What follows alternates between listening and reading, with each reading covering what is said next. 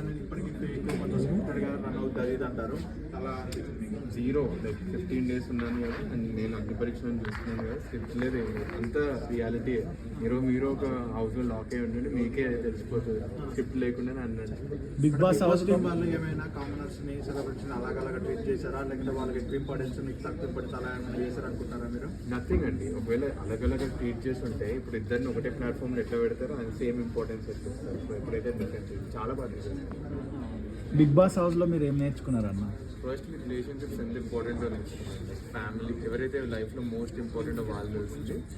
And same relationship చేస్తే ఎంత గొడవలైనా కూడా లాస్ట్కి ఒకరికొకరు కలిసి ఉంటారు హౌస్ మేట్స్. ఈరోజు ఇంకోటి ఫైనల్ ఏంటంటే ఫోన్ లీవ్ లేకుండా లైఫ్ బాగుంటుంది. చాలా బాగుంటుంది నేర్చుకున్నాను ఇదైతే. సో మీ ఎలిమినేషన్ ఫెయిర్ అనుకుంటున్నా అన్ఫేర్ అనుకుంటున్నా? ఫెయిర్ అన్ఫేర్ జనాల వర్డిక్ట్, వాళ్ళ వర్డిక్ని రెస్పెక్ట్ చేస్తాను. నేను ఎక్కువ రోజులు ఉంటే బాగుందని నాకు అనిపించింది.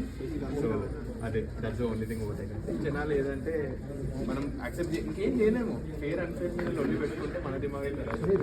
సో మర్యాద మనీష్ గారు చాలా మర్యాదగా ఉన్నారని చెప్పేసి ఎలిమినేట్ చేశారు అనుకుంటున్నాను. అంటే ఆ మర్యాద లాంటి బిగ్ బాస్ సెట్ కాదు.